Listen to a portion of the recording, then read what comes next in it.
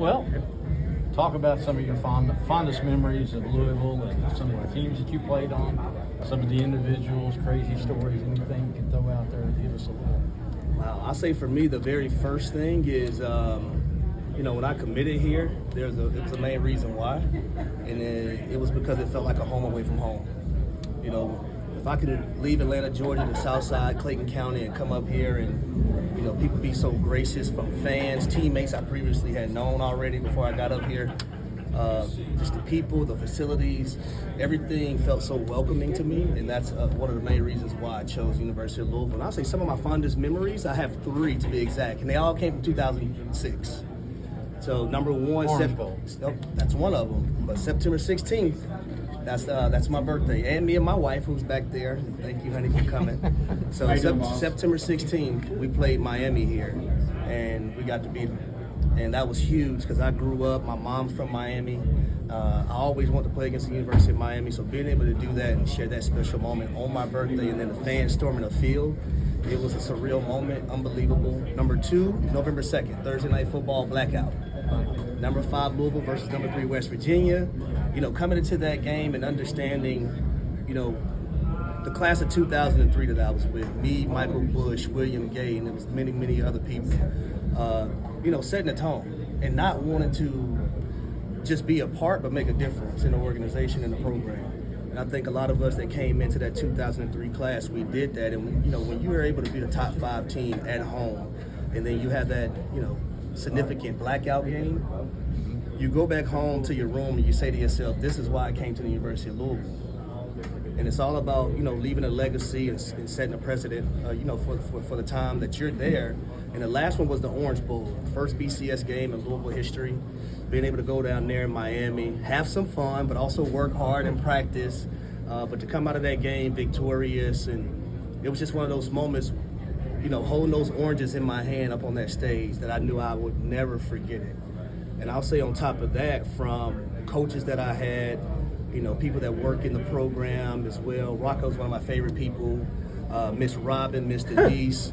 Oh, there's a laugh. Yes, I'm honest with y'all. Listen, man, Rocco means so much to me because whenever I call him, he's always there for me. Whenever he calls me, I'm always be there for him, no matter what the circumstances are. And I think that's a part of the family atmosphere that I was so appreciative of when I was here at the University of Louisville. So staff as well, coaches, teammates. Me and Michael Bush, I was doing my national ESPN radio show yesterday, Freddie and Harry, and they like to play games with me, right? And they'll call some of my former teammates, and they have to disguise their voices, and I have to guess who they are. I only can ask a certain amount of questions, and, for Mike to call in, and I guess it was him after 2 questions. I guess it was Mike, so that was a pretty cool moment as well, but he was my roommate, after my first year, and me and him coming in 2003 together to be able to share so many pivotal moments in our careers, but also, growing up and becoming men together. So that was pretty cool for me. And I would also say Paul Petrino, man, that guy right there. And Paul was actually listening to the radio show yesterday. He listens a lot, but I talked to Paul a lot throughout the year, and he was someone that always taught me to never be satisfied. Didn't matter if I had a great game. Can I follow it up? Can I do it the following week? But the way he was with his wife, with his family, and I had great examples at home with my mom and my dad. But to be able to have that as well while you're away from home and you're at your school, playing football, political science, and then lastly, I would say my professors. One of my professors are coming today, Dr. Wallace. But my poli-sci crew, a lot of people thought my major was communications. Hell no. My major was not communications. Nothing wrong with communications, but I was a poli-sci major. I always took pride in education. That's the way my mom and dad was growing up as well. And I graciously thank them for providing me with balance, structure, and discipline growing up.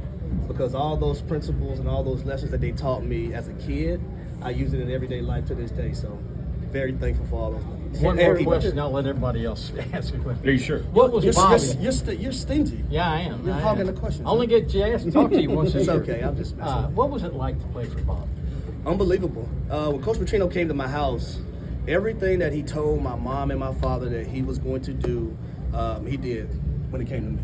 I was a little guy, man. I was about 5'8", 125 pounds. I was on the X list. I used to have to eat with my strength coaches till they told me to stop. But just, the lessons, the teachings to always be yourself, but at the same time, just never be satisfied. And everything that I did, do it with the best of my abilities, whether it was taking the trash out, doing the dishes, coming to practice working hard, school. Those are some of the things that, Coach Petrino, Bobby, and his brother Paul taught me growing up here at the University of Louisville, and those things I would never forget. Hard work. When I got to the NFL, and my teammates seen that I did everything full-fledged and full speed, they were like, Rook, you got to calm down. And I was like, I don't know what calm down means. Like, all I know is, like, go 100% at everything that you do. So I appreciate Bobby, and I also appreciate, Paul. Tom Jurge was the AD when I was here. And a lot of people don't realize this. I committed to John L. Smith. And when John L. Smith left and went to Michigan State, Tom Jurge came to me and he told me to trust him, that he was going to make it right. He was going to do everything in his ability to make sure the right coach came in here. And I trusted him. He didn't let me down. So to be able to have all those people structured in my life and, everything that they told me, they told the truth, they kept it real. I like realists. I don't like people that's going to fake the funk. Whenever you can keep it real in all aspects of life, you're good with me. What's this day and this honor mean to you? Everything and more.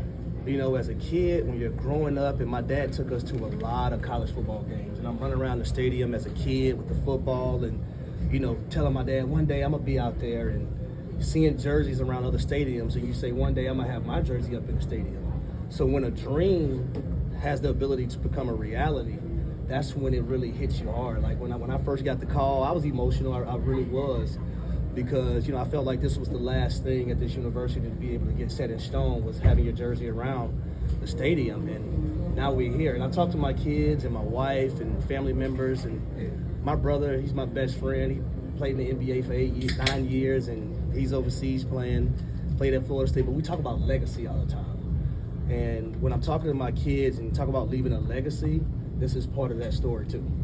How much is That Boy Bad part of your legacy? Woo, That Boy Bad is a major part of my legacy. I got to watch some film today and see who's going to make it on next Thursday's Get Up show. How much fun are you having doing that? Just being on ESPN and doing all that stuff? Well, it's I'll tell you the fun part.